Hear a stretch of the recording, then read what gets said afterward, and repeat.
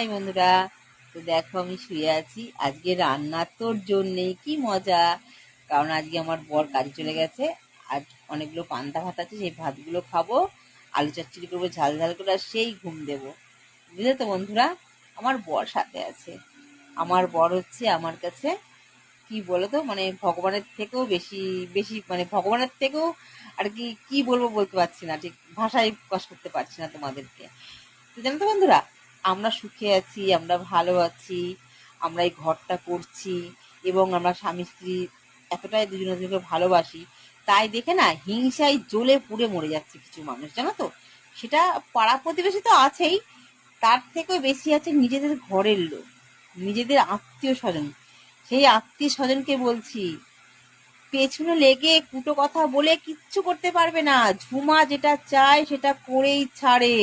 ঝুমা হাঁটতে শিখিনি, কে আমাকে ধুমকি দেবে সেই ধুমকিতে আমি ভয় পেয়ে, বাবা গো আমি ভয় পেয়ে গেছি। না, আমি কখনো ভয় পাই না, আর ভয় পাইনি, ভয় পাবো না। আমার অধিকার, আমার শ্বশুর বাড়িতে আমার অধিকার আমি বুঝে নিয়েছি, আর বুঝে নেব।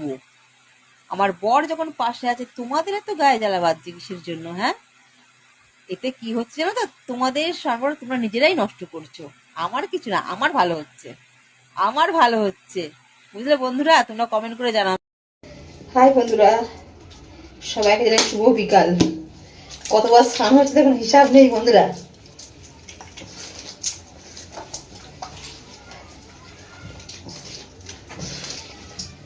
এটা নিয়ে 4বার স্নান হয়ে গেল।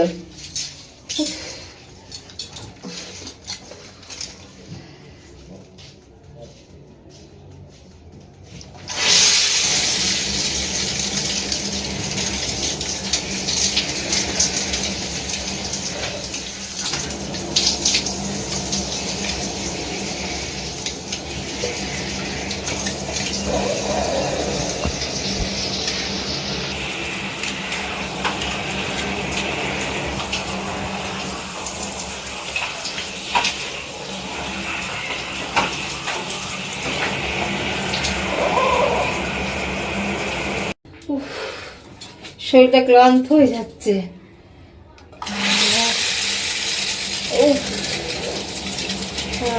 কি শান্তি।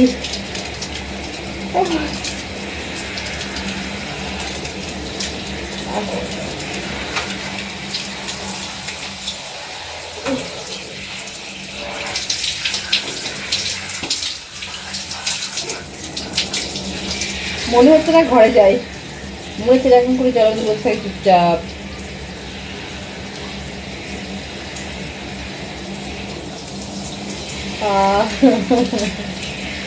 কি ভালো লাগছে স্নান করতে, মনে হচ্ছে না ঘরে যাই। এটা নিয়ে 4বার হয়ে গেল। সকালে একবার হয়েছে, বেলা 12টার সময় একবার হয়েছে, আবার রান্না করে একবার হয়েছে, এখন আবার বিকাল কটা বাজে, 5টা মনে বাজে আবার হচ্ছে, আবার রাত্রে শোয়ার সময় একবার হবে স্নান। বুঝতে পারছি আর কতবার স্নান করবো, মোটরের জল সব শেষ হয়ে যাচ্ছে।